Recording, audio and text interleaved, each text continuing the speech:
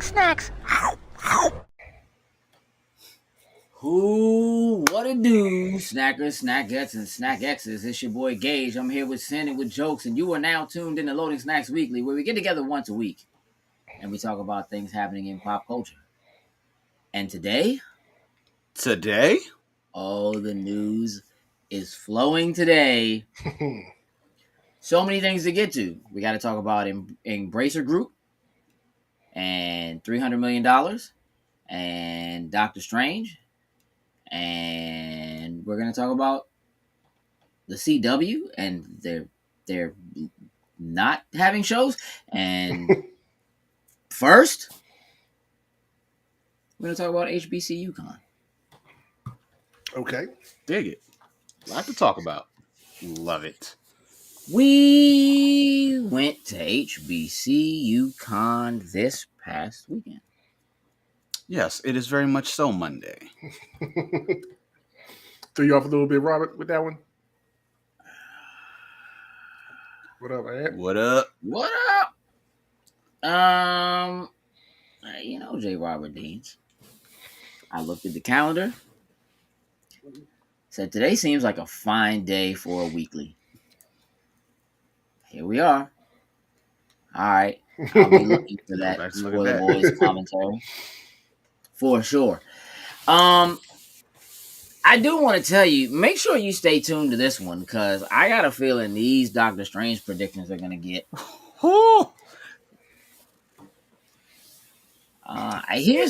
Listen, here's the beautiful thing, J. Robert Deans, about expecting to watch us tomorrow. You can. Mm-hmm. True. This video will be there for you to go back for your viewing pleasure. Again. And there are about 800 videos, no joke. Only 800. Only about 800. Yeah. No, just pick one. You know, can watch us whenever you feel good. What's up, Curtis? Whatever floats your boat. Hey, Curtis, man, you better wear a tie tomorrow. Don't play no games. I'm gonna be looking for a picture, bro. It's Tie Tuesday. Gotta be ready, Curtis. Let's talk about HBCU Con. So, for those of you who were not made abreast of what that is, historically black colleges and universities is what HBCUs are. J. Robert Deans, I feel as though you do not know me well. Man. It is, I am born and bred smart of the ass. HBCU Con is it's technically not a first. It is a first time in-person convention. Mm-hmm. Yes.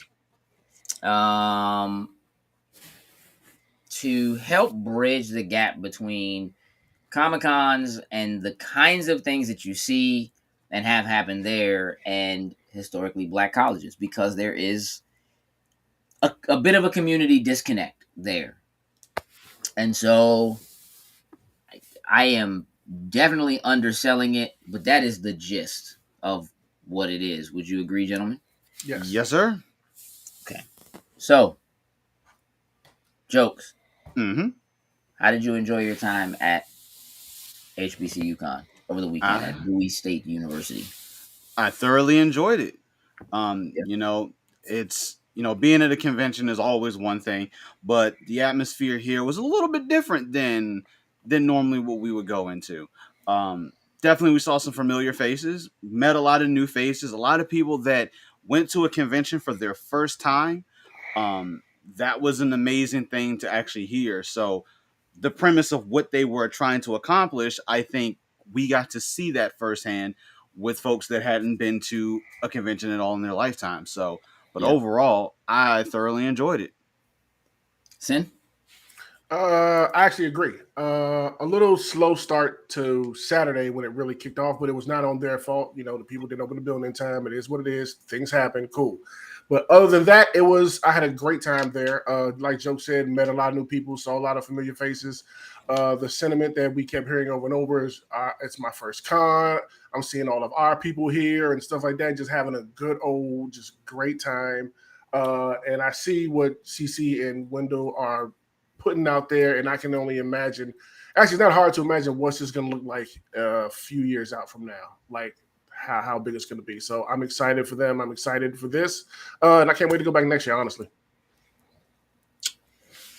I agree. I think that there is. We talked a lot about BlurredCon at this convention because we ran into so many people who were like, I've never seen something like this before. It felt really good to see us in a place like this, meaning other people of color, other Black people, enjoying the same kinds of things I enjoy. This is a thing that I didn't know existed or that I didn't know could exist. Mm-hmm.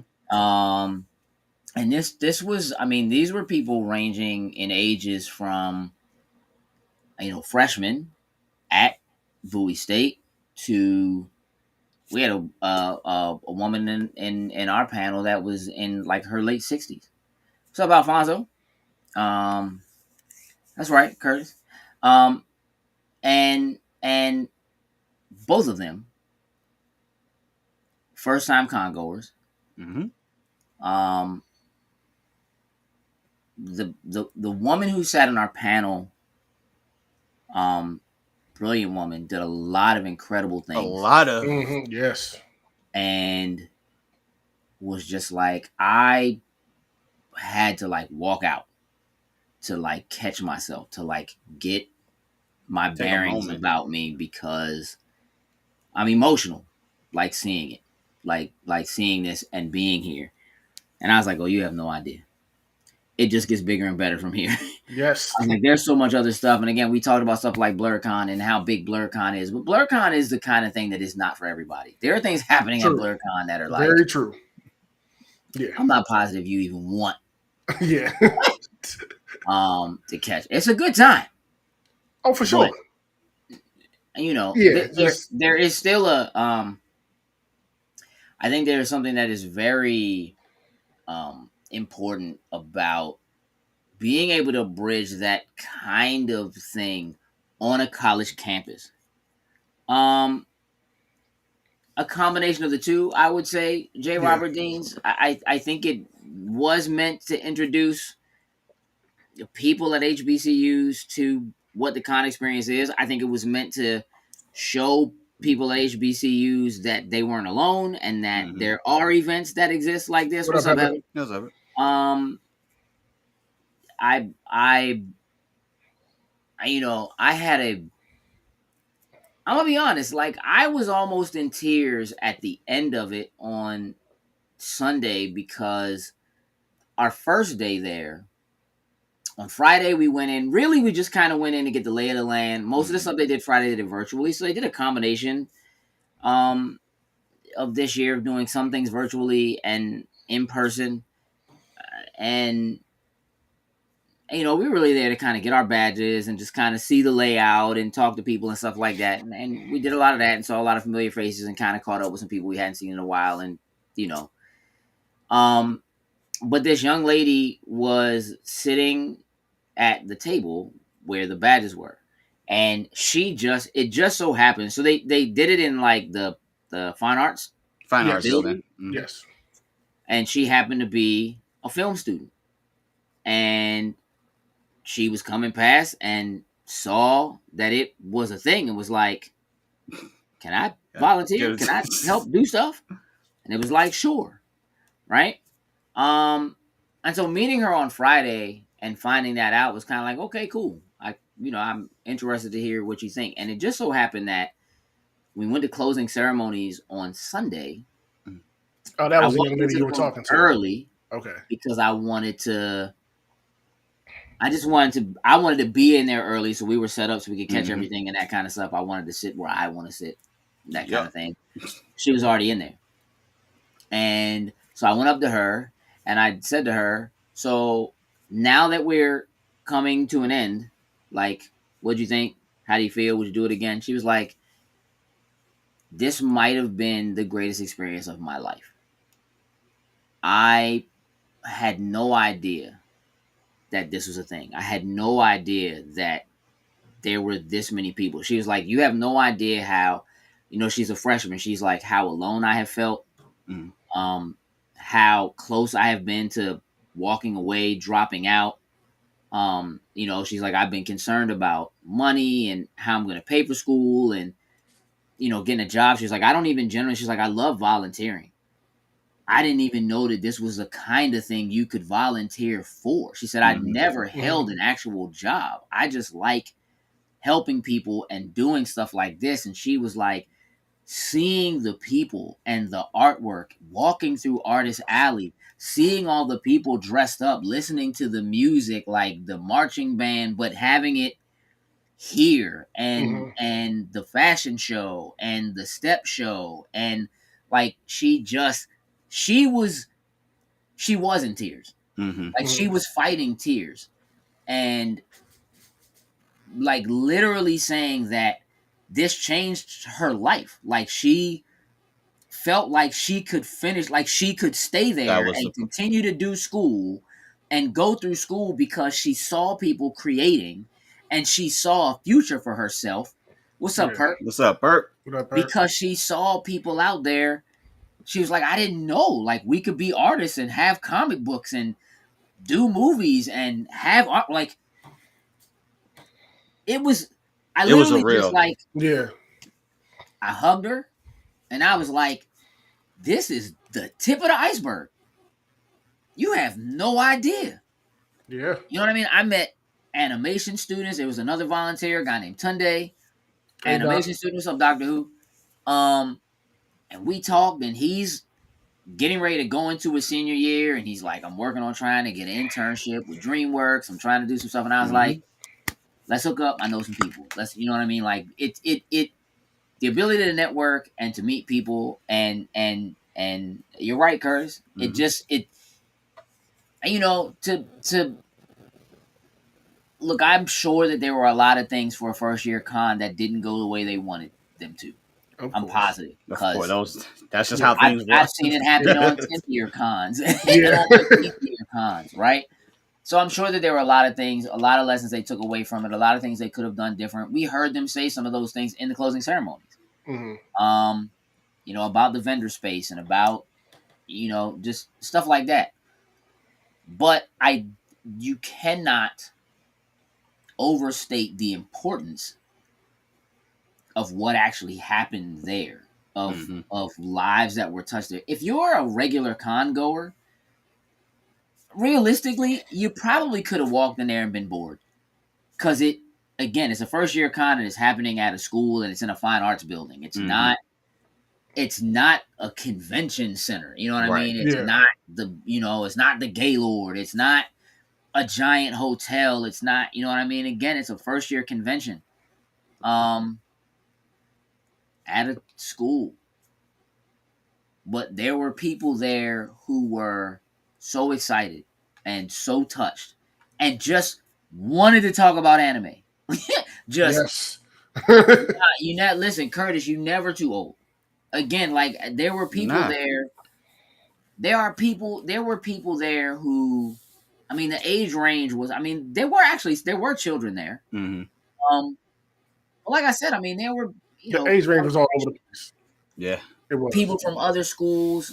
I think there's a lot of potential in it, specifically for what it can mean doing that kind of a thing in a place where it's a school and you have professors there that are the fine arts teachers, the animation teachers, the dance instructors, that people can then see themselves being able to go to an institution and choosing art, choosing artwork, choosing animation. Tunde said, yeah, I'm doing animation, but like I'm specifically gearing myself towards like set design, which is awesome. You know what I mean? Which is great. They're the kinds of conversations that were happening weren't just the regular, like, we talked a lot about wrestling and we talked about anime and we talked about comic books. We talked about being comfortable.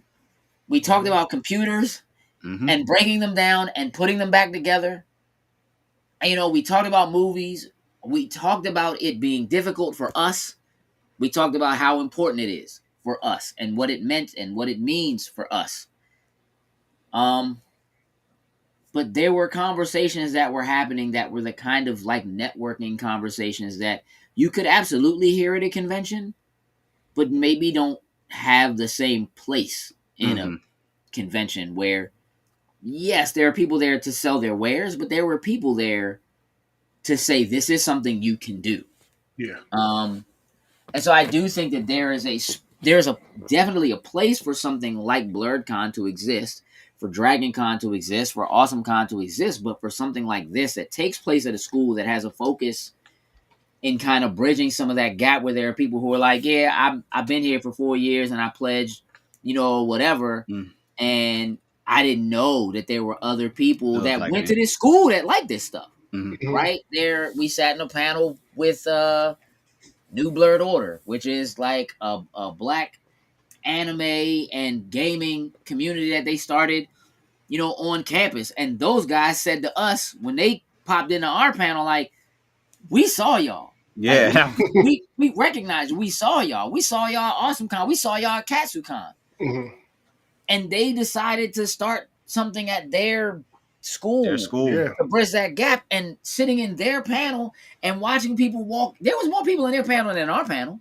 Yeah. And there were people who went to the school who were like, This I is the didn't know thing. we I had had an no idea. anime club Yeah. here. You know what I'm saying? And it was like asking, like, do y'all like go to the movies when they put when they do the animes in the All theater? that. Do y'all do group trips to that? Because I want to do that. And they were like, yeah, Yeah. we do that. It was just, amazing. Again, I think a lot of it was helping to get the word out. I absolutely think there are things there's more that could be done. There are better ways that it could be done. But those are lessons you take with you, and you take which you go right, through. and just Yeah. apply it next time around. Because Yeah, until you absolutely. actually get in there and you actually do, you won't run into like the good things. You won't run into the bad things to figure out things. So you got to do it. Yep.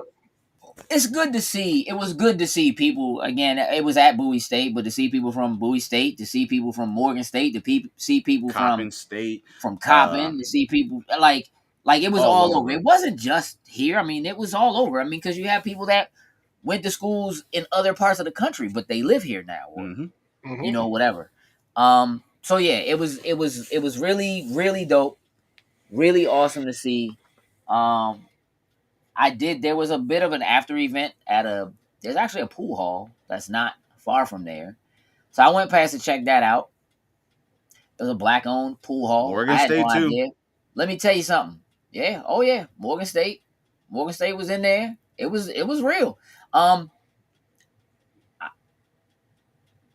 I was not expecting that pool hall. That joint was packed.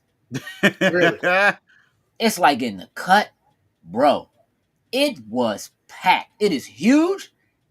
Every table was filled. It had, let me think. I didn't even know that joint even existed. It was until probably, let me think, 8, 16. I'm going to say the joint had 40 plus tables. Jeez. Packed in that joint. And this joint's in Bowie? Like, bro, listen to me. It's in the cut, bro. It's like you would never know that joint is back there, and you would never know it's anywhere near as huge as it is. It looks like a warehouse, like it's giant. I should have put some of the pictures up. I took some pictures. Bruh. And again, black owned. I went up, introduced myself to the owner, talked to him, chopped it up a little bit, was like, I like this spot. Like, I don't play pool. Like, I don't care about pool, but it's cool in here. You know what I mean? They had the bar running, had food coming out. It was cool. And other people showed up and we just kind of kept talking. I talked to some people. Like, there was a couple guys who was in our panel who were there. So we talked for a while just about different things. It was good. It was a good time. I enjoyed it. I'm pretty sure they'll get to do another one, and I intend to be there. Same here. I intend to be there, and I would highly encourage anybody else to also join up, jump in, for sure. Anything else y'all want to say about HBCU Con before we move on to the next thing on the agenda? I mean, I think you hit it, but overall, great atmosphere, great experience. if unfortunately if you weren't there, I would say Yeah. you missed out on something great. Yeah. I'm happy that this is something that will continue. Mhm. Like these were just the embers of a great fire that is to come. Because as this becomes bigger, Look at my like man get poetic though, like bars. Go ahead and get with the hey, I'm bars, doing Joe. bars like, hey, yo, no, because this joint, hey, yo, I ain't gonna lie, because this joint, like, I haven't been on, like, say, like, I went to Delaware State, Sure. so to be back in the atmosphere, on the campus, especially, Mm-hmm. in the fine arts building, because like I was a music major, Mm-hmm. so being back in that element was a good feeling.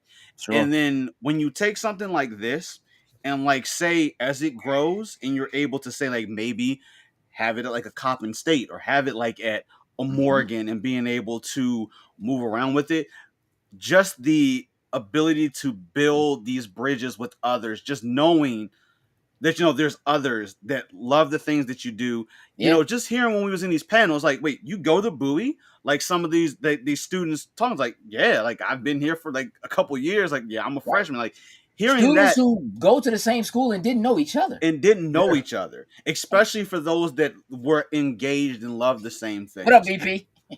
Is hey, the spark that will ignite the fire. It was just an amazing thing, and I'm looking forward to seeing this thing just build Yeah. and become the best that it can be. Yeah.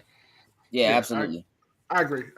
It was an amazing experience, and I think I speak for all of us when I say it was an honor and a privilege not only to have our panel there, but be invited there as press and just to be a part of it. You know what I'm saying? That first physical in-person one, like I think it meant a lot to all of us. So Yeah. shout out to them, and I can't wait to go back. Yeah. No doubt. No doubt. A lot of good conversations. We had a great Mhm. time. Let's change some gears. You're right, Curtis. Similarities, they bring a likeness. That bridges gaps for sure. Mm-hmm. Jokes. Yo. The CW's on shutdown mode. Wow. Jesus.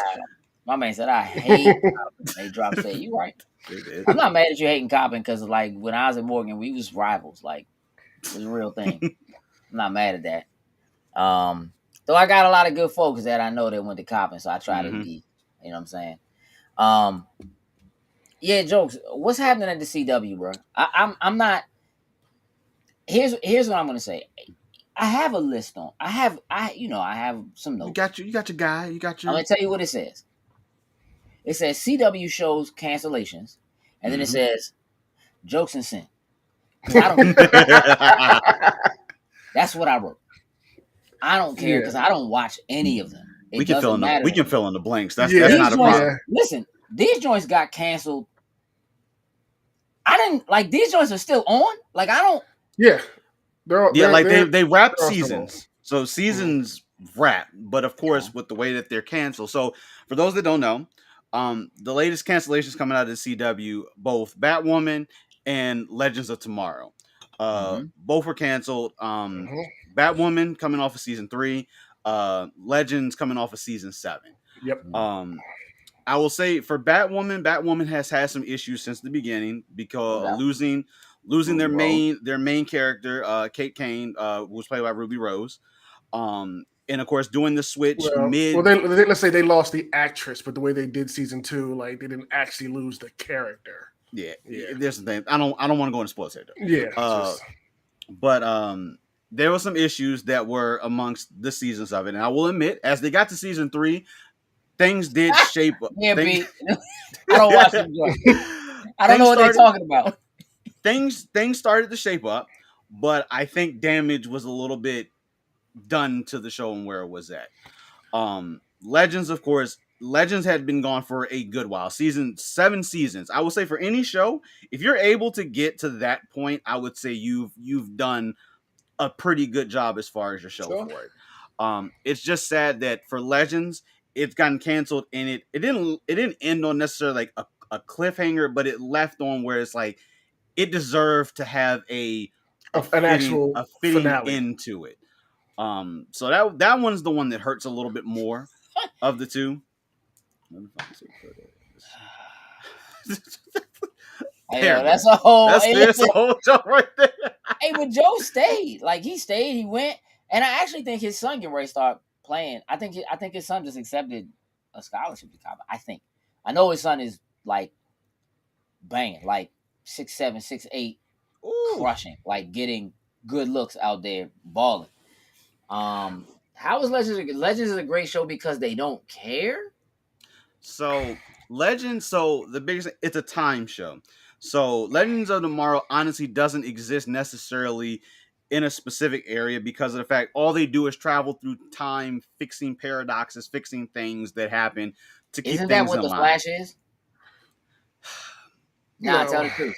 The Isn't Flash, it? nah. yes, it is, All right. but the Flash just is rinsing and repeating the same And storyline every season for the most part.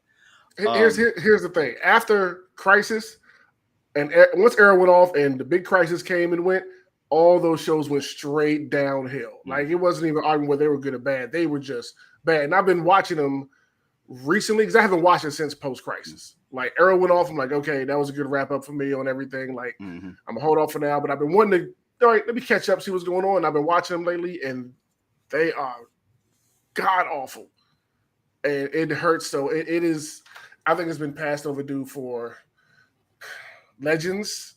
I enjoy Legends for what it is, but the later we get in those seasons, it's just getting more ridiculous and more over the top. Like, okay, That's what Legends is all about, though. So that's but what for makes me it. to say that, like, come on now, like, Right. this Look at dude. this ain't Look at even what fun his no favorite more. franchise is. He lives for over the top. Like, I just it's been killing me watching it. Same with the Flash. I have not watched the seasons that are currently on. I've just finished the ones before these, and they have just been honestly god awful.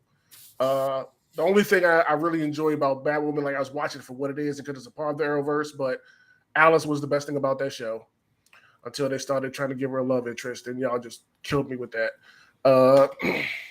And I will say, oh God, I will let y'all in on a little secret. In watching all the shows, I did sit down and watch Superman and Lois. As much as I hate Superman, and I really like that show. Told you. I told you. Yeah, I really like that. Is right now. Tough. Yeah, that first season was, I'm not gonna lie, kind of fire. Kind of tough. Not gonna lie, yeah. BP said, I drew a bunch of cards for some of the CW shows for Cryptozoic Entertainment. I couldn't get through one episode of any of the shows. Bro, I'm not mad at you. The CW shows, for comic book shows, I feel like they suffered from being on CW. They were very Dawson's Creek shows for me. Even Arrow was very, like, the way that those shows were produced and put in front of you were very, like, they also felt slightly out of touch with the time period that we're in, like, in terms of the way they were produced and put in front of people. Like, they felt like the CW still feels like they do shows like it's like 90210 is still a thing. Like, they produce shows that are like that same era kind of thing, and it's kind of like, I don't know. Robert Killet already knows, because when I sat down to watch, I started enjoying it. I had to tell somebody, so I told Killet, because we were already talking about the Arrowverse. I said, look, I got to be honest. I got to tell somebody I really like this show, and I just need to get it out. I still hate Supes completely, but the show as a whole, I really do enjoy it. I mean, shouldn't sin hate happiness? Look at his name. I mean, hey, that's right there. I'm gonna tell you what I think is happening. If when I put my thinking cap on, my thinking bandana on, I think again now that WB Discovery have merged, I feel like they are just trimming the fat. Like, get rid of this, get rid of this, get rid of this. I will be, because they're definitely doing. They're definitely doing. And they are. I mean, there's a lot of talk right now, especially after what happened today, which we'll get into in a minute. There's a lot of talk about them. You know, they had put their gaming division up for sale. That they took that back. Now it looks like, now that they have come together again and there's a new CEO in place, it looks like that is back on the block. Like, so we'll, Thank you for that, Doctor Who. First of all, Doctor Who, I said it was okay. But I respect that if Sin puts his stamp on a Superman show, Everybody needs to watch it. No, I'm not lying. You know me. I went in the first episode full of hate. First thing I know is like, hey, this thing is well produced. God, what is it? The production value is this thing looks good. I told him for anything. I remember we had that conversation. I was like, dude, just watch it for those first couple episodes because Soups gets whooped in those first couple episodes. I'm watching like, that should not be on CW. This supposed to be on HBO Max or Amazon Prime or something. And I will give them props. They didn't use the normal Arrowverse chemistry with Superman and Lois, which I think is what did it the justice that it needed to do. Because if they'd have kept it in that same realm, it wouldn't have gotten past season 1.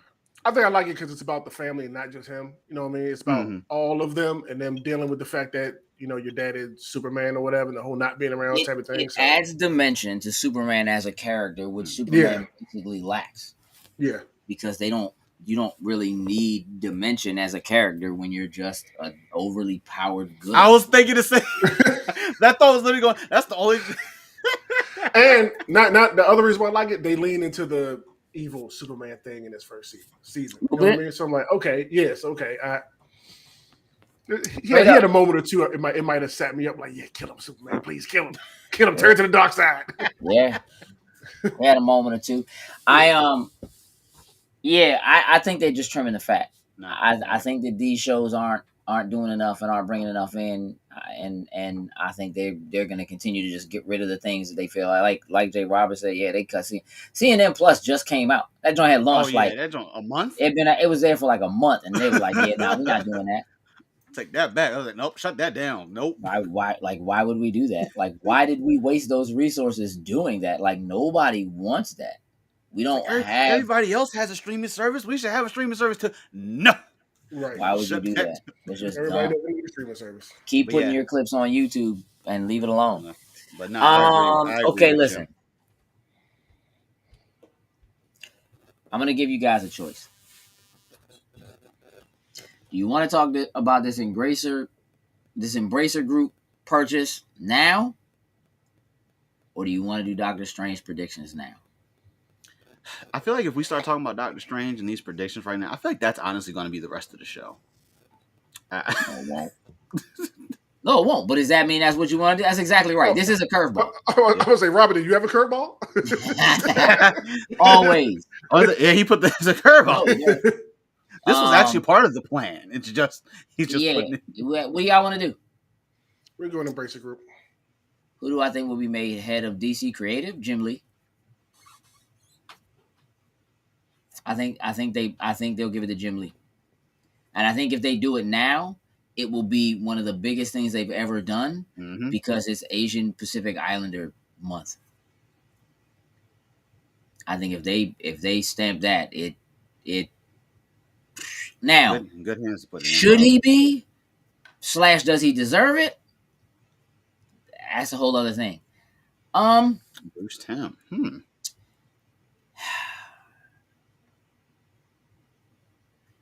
Bruce Timm might be a one-trick pony. It's a really good trick, though. Just give my man all the animated and let him run that whole division. You're probably right about that too. I don't know. What's the dude's name? Dan Didio. What is his name? Kick everyone out that's not on Patreon. Let's talk about Moon Knight. I will just say Moon Knight is fire. I think that's as far as we're going to go. It is fire. That's the sentiment. Well, I want you to know that if you're not a Patreon member and you want to hear Spoiler Boys, there is an audio version that is available right now. Like right now. When I say right now, I mean like right now. Like like right there, right now. And listen to it. Oh, they totally missing out. Totally missing out if they not on that.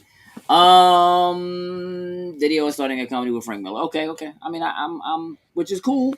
I mean, look, realistically, chances are whatever they do ain't gonna work. I mean, it'll work in some capacity, but it's probably not gonna work. Yeah, I don't know. All right, I'm making the decision because y'all are scared. I said Embracer Group. So, No, he said Embracer Group. I said Embracer So, Group. oh, did you? Hey, Yeah. but Jokes didn't say that. nah, because you went on. Now, when he said that, and I was like, let's do Embracer Group then. All right, let's get it in. So, Embracer Group, Moon Knight, Three's Company to facts.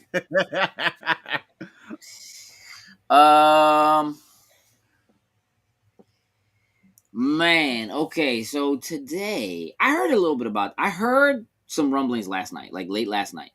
Mm-hmm. Twitter was going off a little bit. Twitter was twittering.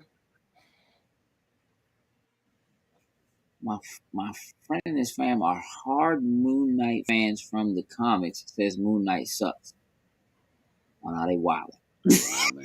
They wilding. I do understand though, like when you're not getting like exactly what you want, but I think that they are doing justice with what makes sense For a character that they're doing majority of going people forward. didn't care about, like during the comic phase, I think they're gonna make people actually care about Moon Knight with this show.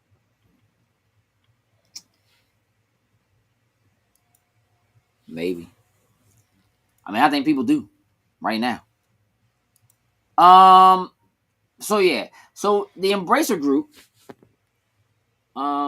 which is basically a holdings company, is turning themselves into like one of the largest video game corporations on the planet. And so Square Enix, they purchased from Square Enix three of their three Western studios. So Eidos Montreal, Crystal Dynamics, and Square Enix Montreal, which you're talking the teams that do Tomb Raider, the new Guardians of the Galaxy. Unfortunately, the new Marvel Avengers game will, that's on there too. But here's what we're looking at: 300 million debt-free cash at closing. So straight up debt-free. I like that. Debt-free. Debt-free cash, straight up money. Basically meaning that they are not borrowing money from anywhere in order to make this acquisition. They just writing the check. Yeah. Yeah. So they get, again, Eidos Montreal, Crystal Dynamics, Square Enix Montreal. It's 1,100 employees across 8 international locations.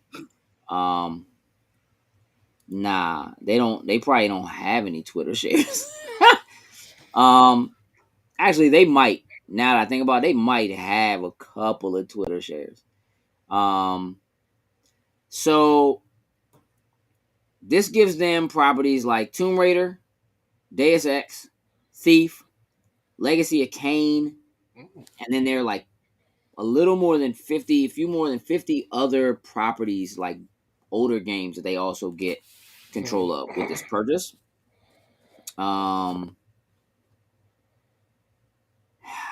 It's expected to close by the end of Embracer's Q2. And I can't really see any reason why this doesn't close. Nah, not at all. Embracer is a Swedish company. They own a bunch of other stuff. I'm gonna give me a second. I'm gonna pop this article up real quick because they have their hands on some things. I know they got Gearbox. I can't think of who else they got off the top of my head. THQ Nordic is them. They're THQ Nordic. They have Gearbox, Koch Media, who's also been buying up a lot of other companies. Coffee Stand Studio, Amplifier, Saber Interactive, Decca, Easy Brain, Asmodee, and they own Dark Horse. Dark Horse Media. They have control over like Hellboy, which, like, the idea of them getting control of like Crystal Dynamics and Eidos Montreal and being able to do like a dope Hellboy game. That's like, bruh. Yeah, big potential. That there could be a thing. No, it's a conglomerate. So Embracer is a conglomerate. It is a multinational conglomerate. It is a group of individuals that have a lot of money and put that money together. They started as a really small company. They were originally just Embracer. Well, I guess they're Embracer Holdings now. They started as something Nordic. I can't think of what the name was, but anyway, they started as a much smaller group, and they just continued to buy up stuff and just kind of come out of nowhere and buy up stuff. This is a company that just like the pardon me, the word in the street for a long time. Yes, based out of Sweden. The word on the street for a long time was that Microsoft was going to at least make the purchase of Crystal Dynamics because they just partnered with them with the initiative to work on Perfect Dark. Now, they did put out a tweet earlier today saying, hey, we're so happy to see them find a home and whatever, and we're going to keep working on what we're working on. Like, don't worry about it. You know what I mean, or whatever. It's not going to slow up anything over here. Congratulations, yada yada, got it. Yeah. First of all, what do you think about this acquisition, Sin? I mean, make your money. You know what I mean? Do what you got to do. I don't have a problem with it. You know, everybody's out here trying to scoop up studios and different houses and stuff like that to, you know, make their platform stand out from the other ones. So I'm not mad at it. You know, I see they're bringing Deus Ex, you know, back. That's one of the first things they want to get to work on. So with Unreal 5 and all that stuff. So hey, hey, you want to go back and revive older titles? I'm down for it. Let's go. Yeah, I need a Legacy of Kain back. Yeah, exactly. Jokes, where you at? What do you feel like? I'm in the same place. Like, cool. Like, I just hope with them, you know, gaining these companies and having these properties underneath of them, I just hope they put them to use. Because, you know, some places typically will, you know, they'll buy these rights and then they'll just put them in a lockbox and just let them sit there on the shelf and not do anything with it. So, I hope with them having them, like you said, in Deus Ex, games like that they'll potentially maybe put some work into. Tomb Raider has had a couple of titles already, a couple successful titles. I will say, I would like to see them maybe do something else with that, but I just don't want to see these properties just go away. Just they got the companies and they have the IPs, but then they just box them up and just say, yeah, we own them, but we're not going to do anything with them. That'd be my only thing. Yeah, I mean, look, the reality of it is that this is the kind of company that Microsoft was talking about when they said, like when Phil Spencer talked about, like, he would rather see Nintendo or like Sony or even EA make purchases like this rather than have some group of like investors come and do this who don't really know the game's business, may not really treat the properties the way that they need to be treated. It remains to be seen, like how it pans out. Like, so like with Koch Media, they own Deep Silver. You know, there is a new Saints Row coming out, and right now that last trailer got me like, man, I can't come to work that day. I'm about to be need a note. I got the Saints sickness. I need a half a day just for character creation alone. What, bro? In a half a day. I can't wait just to open up more stuff so I can do more character creation. Yeah. Like, again, you know, I just never changes. Yeah, like I'm all in. But I think there's more to this because, for one thing, Jokes, how much did Sony purchase Bungie for? Oh, what was that? A couple billion, if I remember right? Yeah, it was a couple billion. Like $300 million to me seems underpriced for these 3 AAA studios and all of these properties and those additional titles. Like, it was 3.6 billion. 300 million? Just a fraction. It does feel low. And they did, and they didn't sell to Microsoft. Like, I feel like there's more to this story because that seems ridiculously underpriced. Like, and here's the thing: Square Enix might see them as like that's all they're worth. And I'm only saying that because these are the studios who, for Square Enix, they're like, all of these games underperform. We hate them. That is Tomb Raider true. underperformed. You know what? These You're joints right. are selling in the millions, and every one of these And they're Western still not games, happy. Yeah. Japan at Square Enix, like, these joints are underperforming. I'm like, but these joints are actually outselling some of the Final Fantasy joints. Like, what are you talking about? Like, Mhm. Yeah.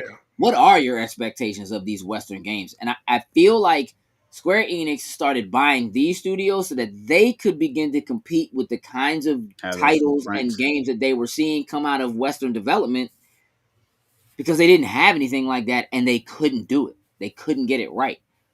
Now I'm beginning to feel like they're like, you know what? Maybe we just need to stay in our lane True. I agree. I and agree. make Final Fantasy. You know what I'm Nintendo Put saying? learned it that. that way. Yeah. Nintendo And learned that, stayed in the lane with what they got. That's kind of the same play almost. Yeah, and well, they always, like you said, they always complain about these games are underperforming, and we'll sit here and look at the numbers and how many people are playing. Like, That's what like is it? Guardians, like, yeah. Yeah, Guardians was up for Game of the Year. Like, come I on mean, that now. doesn't mean it sold the way they wanted it to sell. I get, you know what Very I'm saying? true. Like, I get that. Very true. And here's the thing. Here's what you have to consider. When you look at what happened with Marvel's Avengers, which is the other big thing they had, Square got this licensing deal with Marvel, with Disney, which is a big deal, Mm-hmm. right? They already had a relationship with Disney. That comes from Kingdom Hearts. They've had that relationship for decades. But to get licensing deals for Guardians and for Avengers, you expect it to net out more. Mm-hmm. I understand that more than I understand them being upset at Deus Ex's Mhm. numbers or being upset at Tomb Raider's numbers.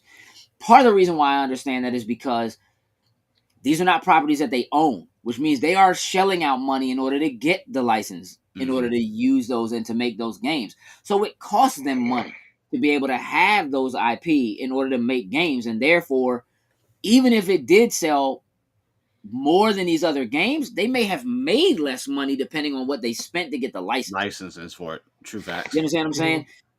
So from a business perspective, I could see them being like, I just can't, bro. I'm done. I had enough. At the same time, I'm beginning to see this, and I think there's a possibility. And we've been hearing about it for a while. Like, we've been hearing talk of, like, oh, Sony might buy Square, Microsoft might buy Square. Maybe because Square gave the Hitman IP back and let IO Interactive, they let them go, they set them free and gave them their IP back, and that joint is taking off and is doing crazy for them. Maybe if Square still had their hands in it, they'd be disappointed with what Hitman's doing, but it's working for them. Mhm. It seems like they're doing a WBCW. I think Square Trimming Enix off. is trimming the fat so that they can be sold. I think Square Enix is trying to get purchased. I think they might be in a little bit of trouble. And I think it makes perfect sense for them to sell off their Western properties so Sony can buy them. Mhm. That's what I think. It's possible Nintendo could do it. That would be less safe. Yeah, I was gonna say yeah. Yeah.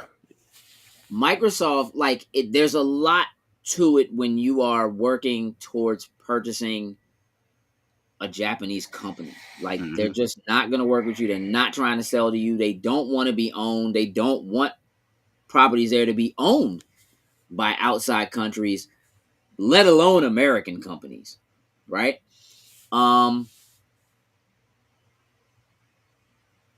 So for Square to trim off all of their Western properties,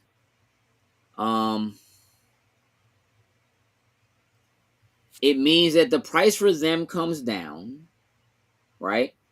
And it means that if they could work a deal that's even close to being something similar to what Bungie did, Mm-hmm. I mean, look, you keep seeing exclusive games from Square go to PlayStation, Final Final Fantasy 16, Fantasy, Final Fantasy Forspoken. 7. Forspoken. I mean, you right, Cuddy. Right, but Forspoken is only a 1 year, but Time. still, it's a time. It's a time, but still, we also thought Final Fantasy 7 was timed, and who knows, right? Still haven't Maybe seen. Xbox walks out the door with their June 12th presentation. Is like, Final Fantasy 7. y'all. Drop the mic and walk out. I'm giving them till then before I just pull the trigger and buy it on the PlayStation 5. Yeah, I feel you 100%. If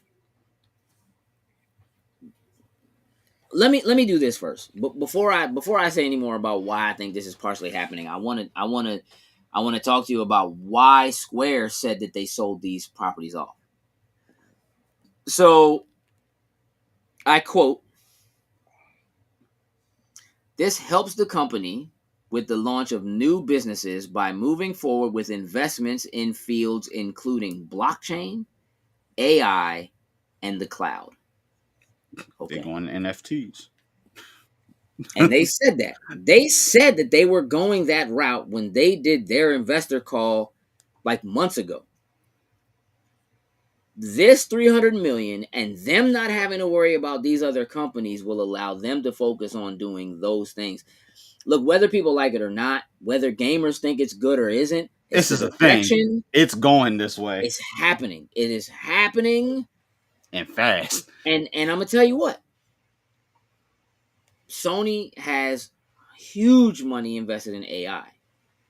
They need money invested in cloud. Their cloud is Microsoft's cloud. So maybe Square is prepping themselves to be purchased by Microsoft so that they can have access to cloud tech, to some of that AI tech. If they can do this the right way and make some quick money in blockchain, in AI, in NFTs, if they can make some quick money there, it will boost what their net worth is, making them more valuable to purchase, depending on how they are seen on like the NASDAQ. You know what I'm saying? Like based on what they do in those positions. I think Square Enix is trying to position themselves to be purchased. And now, I literally just read a joint that was like, Ubisoft Plus is supposedly coming to Game Pass next month. People are still talking about Ubisoft being in trouble. For that showcase. The possibility of them getting yoinked up. It's not going to stop. It is going to keep happening. The best thing for me personally about Ebracer Group getting these properties is that it just means that we don't have to deal with the likelihood of us having to deal with stuff being stuck to one platform is a lot lower. True. Doesn't mean it won't happen, but it's a lot lower. It's there's a much higher likelihood that they'll recognize that there's more money for them to be made by being multi-platform. Put everywhere, yeah. Put everywhere where you go. You got to go to where the people are. It's like, because right now you still can't get your hands on a PS5, so it's like we just come to you wherever you are. Yeah, makes sense. I mean, look, Microsoft paid to have more chips in production. It's working for them. They have made more money in 2022 than PlayStation or Nintendo. They did not sell more units than Nintendo, but they made more money than both Nintendo and PlayStation, and they are clearly outselling PlayStation right now. At least they are this year. There's still a gap between the two of them, but Microsoft is closing that gap very quickly, and they haven't put out any games. They got no joints this year. Last one was Halo, right? Yeah. Sony is coming off Horizon, Ghostwire, which technically is a Microsoft joint, but they have Horizon. They just did new DLC for what's the shooter joint? Housemarque's game. I can't think of it. Yeah, I mean, like they're actually putting out exclusive titles. Returnal. They're actually putting out exclusive titles, but you can't buy a system. So people are buying Xboxes, and as they're buying them, getting that Game Pass, getting that ecosystem, and they ain't gonna want to come out of it. Whoa, this Game Pass kind of crack. So I said, hey, You know what I'm saying? yo, Like I got this Game Pass on PC now. I can game with y'all. I can 100%, stream this junk. My computer's some garbage. 100%, Yep. 100%. We'll keep our eyes on it. It's gonna keep being, and now Gonna that we keep know we doing it. got some new. My man said I forgot what it was like to play Extraction. You know, hit me up, man. I'm down, and we can run later tonight if you want to. I ought to be to work till late tomorrow. It's no school tomorrow, so you know. Let's do it. Doctor Strange predictions. Are we ready? Oh, we're ready. Doctor Strange and the Multiverse of Madness drops this week. We all have tickets. We're all going to see it. Yeah. We're all prepared. There will be a spoiler, boys. Spoiler boys. My man was drinking. Caught you slipping. Yeah. Caught him My slipping. man was drinking. Listen, I want you to know that this is now the universal sign for spoiler. Yeah. That's it. Hip hip hooray! Like I don't know. I don't know what that was. My man wasn't ready. All right, here's what we're gonna do. I have some very direct questions. Ooh. We can discuss. Probably won't Take like my Robert answers. Dean's. You let me know when you're trying to go. Maybe we'll meet y'all. Yeah, because this joint has been a few times. You know what? We're all gonna be at LotCon. Maybe following LotCon or something, we could all go see Doctor Strange or something like that. Let's talk about some things. Throw that out. Jokes. Yo. I do want predictions from you. Mm. However, I want forced predictions. So, listen carefully. All right. In Doctor Strange and the Multiverse of Madness, will there be any other X-Men besides Xavier? Physically mentioned, does that matter? I don't care. You tell me. Yes. Okay, but just what? But tell me. You didn't tell me. Like, Okay, no. Okay. I had to ask a question. Okay, so I think with Patrick Stewart's Professor X being in here, I do think he's going to talk about at some point his X-Men. So I do think whether he goes through all of them or just, you know what, picks out a few of them, I do think he's going to talk specifically about them and certain events that unfolded within his world that led him to being a part of the Illuminati. So I'm going to say yes.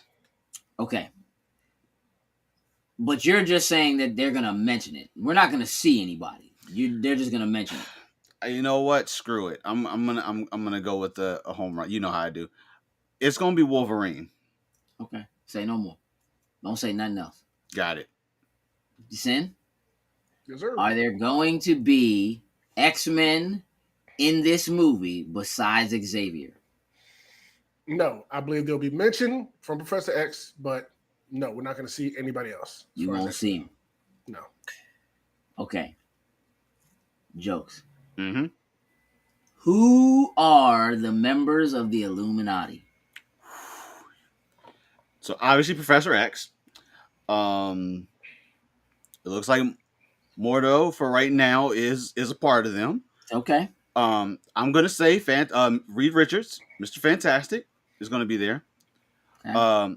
I think Captain Carter Okay. will be Captain America's replacement. She will be on there for it. I'm thinking Namor. Okay. With him potentially being in Black Panther 2, this could be a good spot to introduce him. Mm-hmm. And I think we'll get one more. And I think it's a different Doctor Strange, or was. Really? I think there was a Strange that was a part of the Illuminati, whether it's one of these other ones that were a part of it. And I think now they're looking to replace that Strange with our MCU Strange. Okay. J. Robert Dean says Professor X, Iron Man. Iron Man. Professor, is it a Tony Stark or is it somebody else's Iron Man? It's a variant. I don't. There was a point in time that I thought that we would do that. I think I'm past that point now. I ain't asking you anyway. I'm asking J. I'm Robert just, Dean. I'm just saying. No, I'm just saying. Well, I know what you're saying. I'm just telling you. I ain't listening to you. Nah, You were listening because you responded to it. Professor X. I didn't hear you. Professor X, Iron Man, Reed Richards, Captain Carter, Namor. Neither one of y'all think Black Panther, huh? Sin, Yeah, who's on the Illuminati? I'm telling you right now, I have no clue because I don't know who they are. Fair All enough. Yeah, right. Cuddy says that all Professor X he's going to say students, but that's it. It's not going to be no more than that, which could be a thing. That could for be sure. true. Does he say that Wanda was one of his students? A Wanda, maybe, because Yeah. at this point there's multiple. Yeah. So you can say Wanda is. yeah. It won't be the popular Tom Cruise Iron Man theory. It better not be. I guess that will either be Pepper or Tony. Okay. Jokes. Mm-hmm. Is Wanda the big bad? No. Okay. Sin? I A want to say variant, whatever. In any way, shape, or form, is Wanda the big bad? yeah. Yes. I think they're setting her up to if she's not the big bad of this, I think they're going to set her up to be the big bad of the MCU. Something coming forward? Yeah. I think this is the starting point. Wanda is the big bad, but not our Wanda. Okay. I'm okay. Okay. I'm with that, J. Robert I'm with Dean. that. I'm gonna ask you a question just because you said that, Sin, especially because you said you think White Vision also comes back. I'm with that. I'm with that too. And that might fix it. Uh-huh. Because I was just getting ready to say, Sin, if Wanda's being set up to be the next big, who can stop her? That's said probably yes and no. That's the best response. Probably and not. Daredevil catches 2 bricks in this one. Who can stop Wanda? Nobody right now. From talking her down, Vision. That's the only person that would be able to talk her down. Yeah, but nobody is going to stop her right now in the MCU. Can I ask you a question? Could Magneto talk her down? If they were related, well, they can be. What? Hey, I mean, yeah, with the multiverse, all that kind of stuff. Jumping Yes, off but what Jay I don't Robert think said that Wanda, if turns out that he may actually be the influence. He may be the influence. Pietro could calm her down if he somehow comes back as a variant. Ralph Boner. As far as being talked down, it'd have to be her brother or Vision right now. Those are the only. Hold tight. Your husband said Polaris can beat Wanda? I don't know. I don't know about that.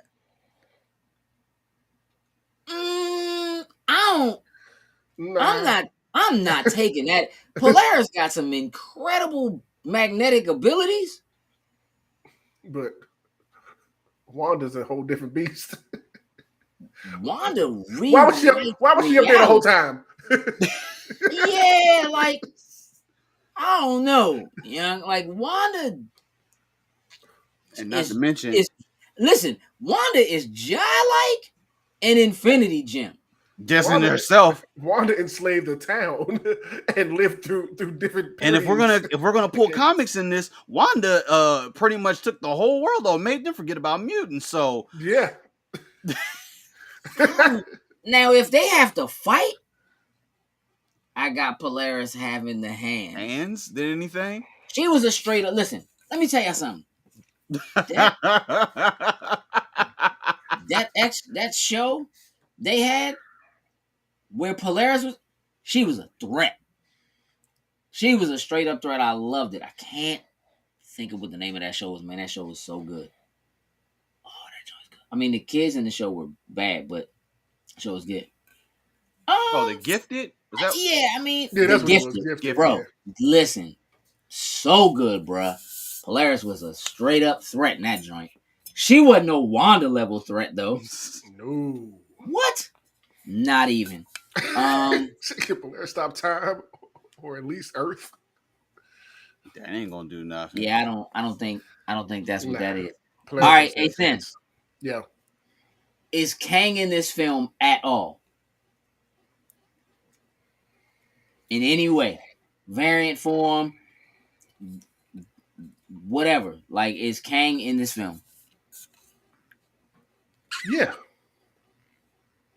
Yeah. All right, Jokes. I agree. I think Kang is after credit Would you? when potentially we get our Doctor Strange as becoming an Illuminati member, and that's the mission or the next is like, yo, there's this thing that's popping off. It hasn't gotten massively big yet, but we need to keep our eyes on this because this is going to be a problem. I think that's what he's going to be. Why does Kang have to be in it, J. Robert Dean? I would like just to hear what you think about that. Okay, Sin. All right. Is there anything Moon Knight related in this film? It's hard to answer that when we still haven't seen the finale, but That's the point. That's the point. We still haven't seen this movie. No, So, no. like, us, no, nothing Moon Knight related. no. Jokes? Look at his thinking cap, though. Look at his know. thinking face. I'm trying I can see I'm the trying smoke. I'm trying to sew this. Like I'm trying to figure out how to sew this. He's trying to knock one out the park, right? Oh, I'm trying to get one of these. In all these years, at some point in the next 20 whatever, I'm gonna get something of this right, even if it's a piece of it. I'm gonna say yes, even if it's something very minor as far as just Moon Knight being acknowledged to be a part of the MCU. Whether it's the show will do the loop to tie it into it. It's just whether it's the Egyptian side or the gods or something like that.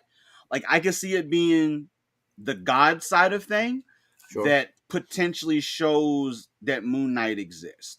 I feel like at this point now there will be that subtle mention, just and so Moon Knight is MCU. I possibly, but I'm gonna say yes. All right.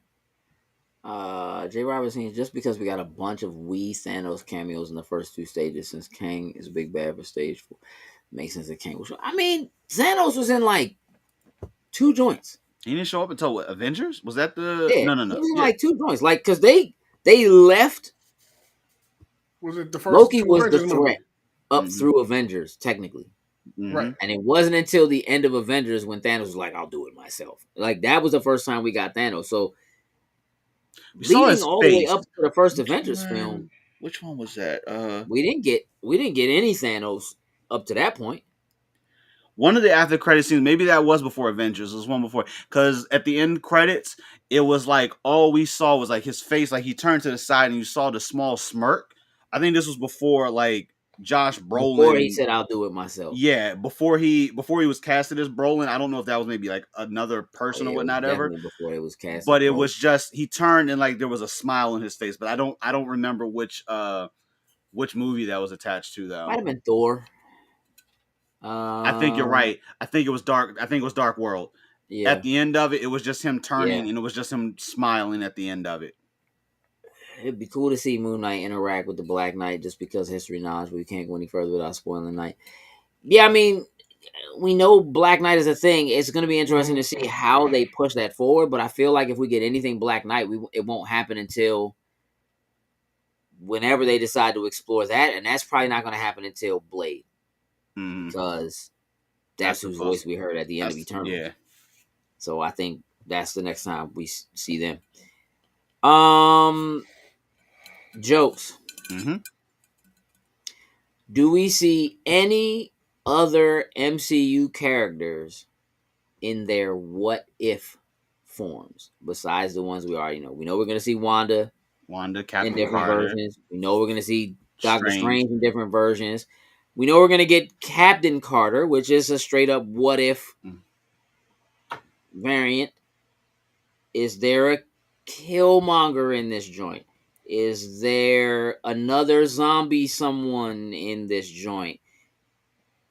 I don't think we could get a Wakandan Star-Lord because we don't have... Though that would have been really dope. Are there any what if cameos?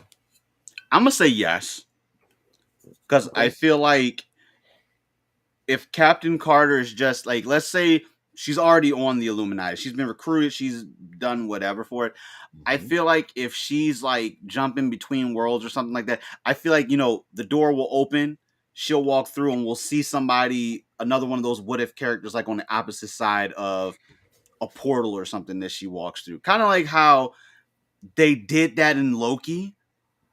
How we still, to this day, I still swear she walked through that portal when he was standing in. Oh yeah. Like it looked like she was being brought into the She was TVA or being whatever. brought in. I feel like they would do something like that with another one of those characters. We might The not even one that notice that would have been super cool, like what could have been another big bad, but we already know it's Kang, would have been Ultron. Like I would have loved to see that Ultron come, and then Spader probably doing the voice of it Please. in MCU once again. That to me, that would have just been super cool, even if it was a nod. But I think it'll just be someone of hers that she knows. See him through the portal, whatnot. She'll walk through. See you later. I gotta go do the job or whatnot, ever something like that. Do the job. Do the job. I gotta go do the job. Lose your job. Give us one of the dope Watcher in the background scenes watching. That could be really That dope. could be solid. Now that one, everything's fixed now. Everything's good. Yeah. Multiverse. Is there a Stan Lee cameo in this movie? Nah. No? Nah. They don't do it. Are there gonna be any what if characters in here, you think? Yeah, why not? I think they have another what if character in there. I'm pulling for Party Thor. I would imagine that. Well, I guess what's her name? Doctor Strange's love interest counts. We already know that there's probably variants of her.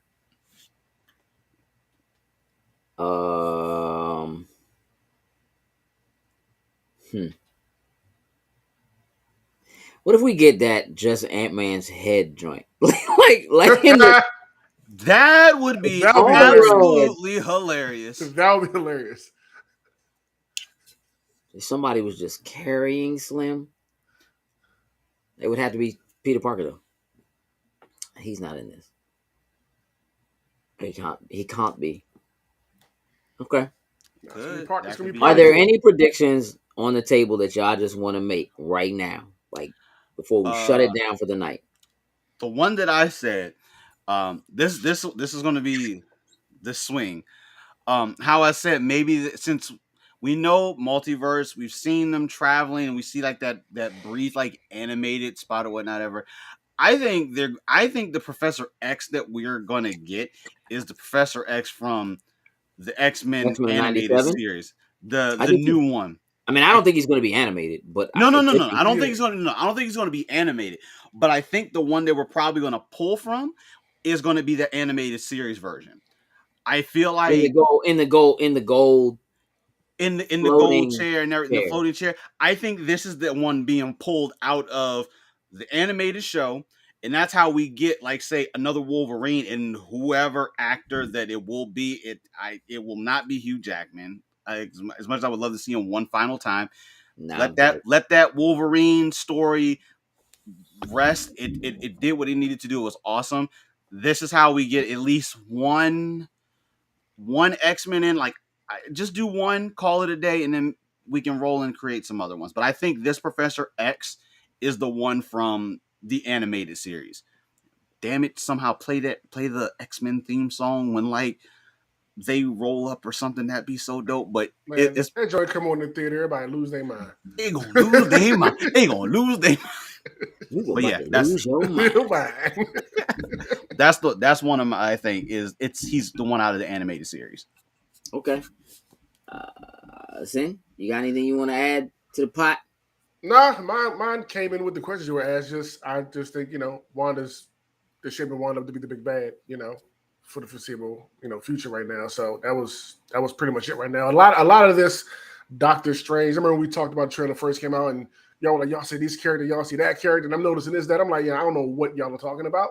Like, I am so out of the loop when it comes to just Doctor Strange, and this is around the Illuminati. This is a time when I had stopped reading comics or whatever. So I'm excited to go in and just sit down and enjoy all of it. But yeah, without that information, it's hard to really get in and predict. So I'm just excited for Friday.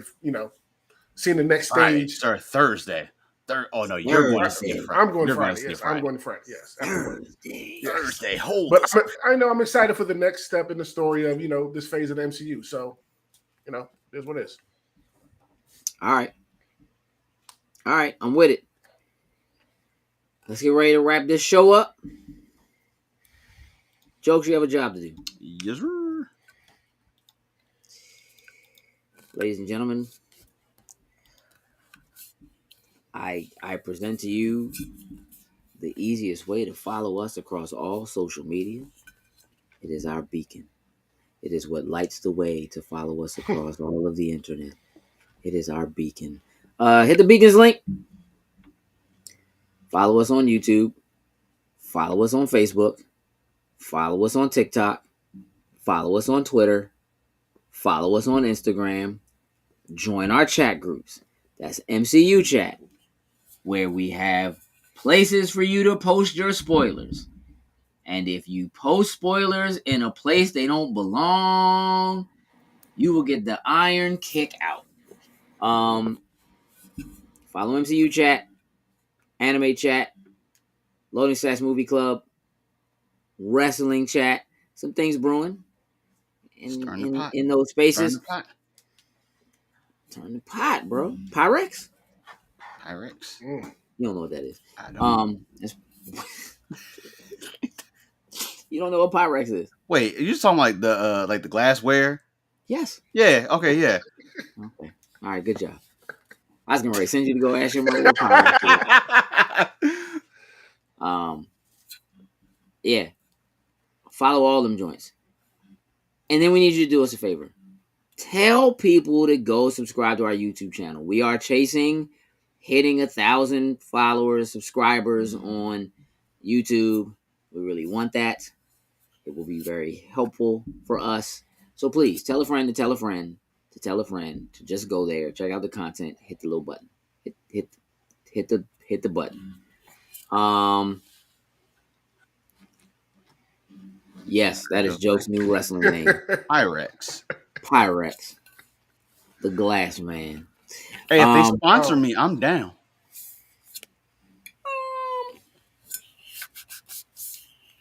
I don't think.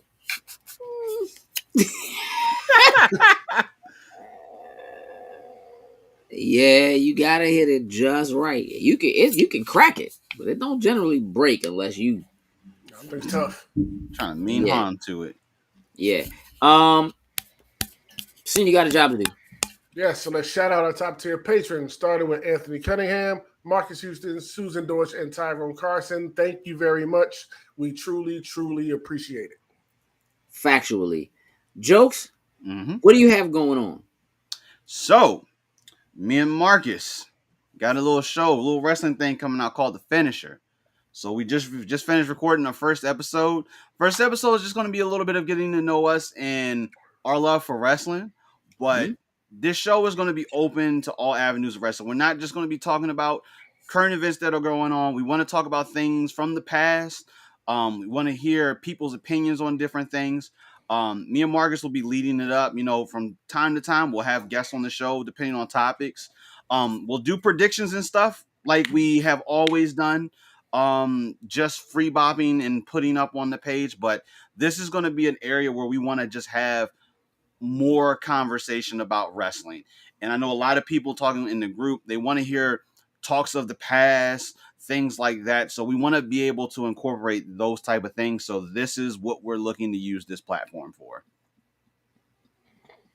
Dope. I can't. That is very dope. Sam, what you got going on? Well, Anime Chat, we have stuff lined up. We're about to start rolling out soon. Every week, activities we can share your stuff. We can share you picked up figurines or a T-shirt you like. We're planning on having watch parties more regularly, more often. to sit down with you all, sit and enjoy new episodes of animes coming out, or a new movie that just came out, stuff like that. We also have, what am I thinking of?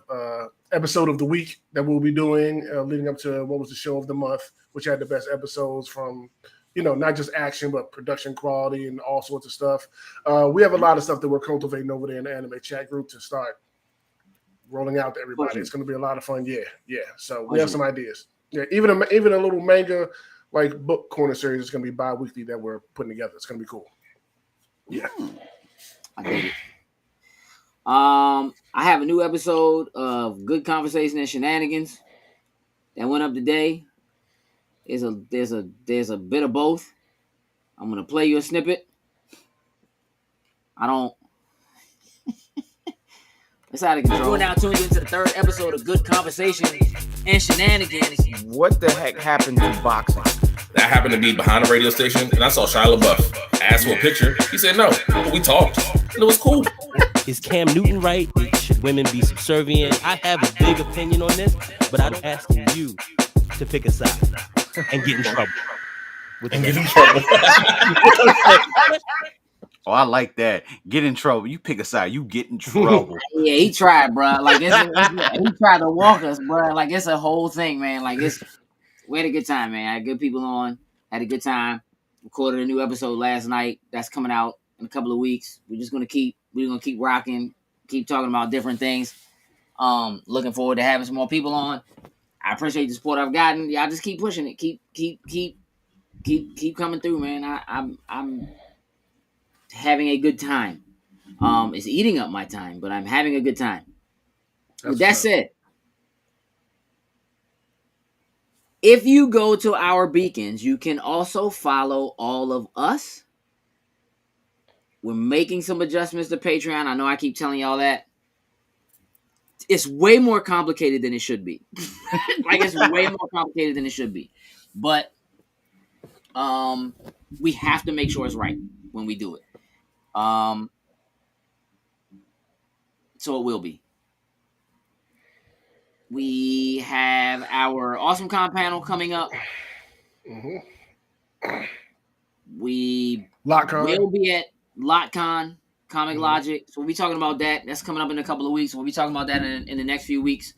I'm going to be looking to have some guests on each week. I have a lot of friends who are Asian, Pacific Islanders, and so forth. I'm going to be looking to have a lot of people on to talk about what they do, to hang out with us, to talk this kind of stuff. So please be prepared to patronize us under those circumstances and hear from some really cool people you have probably heard from before, but that are continuing to do really cool and great things.